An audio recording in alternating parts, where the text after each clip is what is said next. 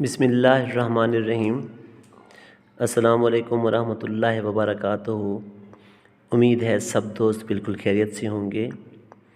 آج کا ٹوٹکا چھوٹے بچوں کے حوالے سے ہے جو بلغم کا اخراج خود نہیں کر سکتے، تو ان کے لیے بہت ہی آسان اور مجرب ترین ٹوٹکا، کیونکہ چھوٹے بچے اگر ان کو بلغم اندر جم جاتا ہے تو اس کی وجہ سے چیسٹ انفیکشن بہت زیادہ بڑھ جاتا ہے اور سانس بھی تکلیف کے ساتھ آتا ہے۔ تو اس کے لیے بہت ہی آسان مجرب ترین ٹوٹکا، کیونکہ اس سے بلغم پخانے کے راستے سے خارج ہو جاتا ہے۔ تو اس کے اجزاء آپ نوٹ فرما لیں۔ اس کے لیے آپ کو چاہیے ملٹھی، اور اس کے علاوہ چاہیے سہاگا۔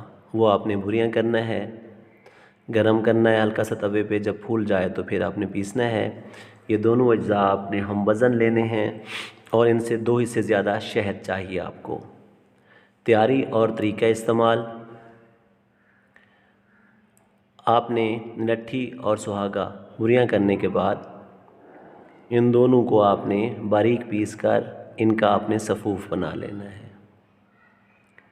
تو جب یہ صفوف کی شکل میں تیار ہو جائے تو اس سے 2 حصے زیادہ اس میں آپ نے شہد ملانا ہے۔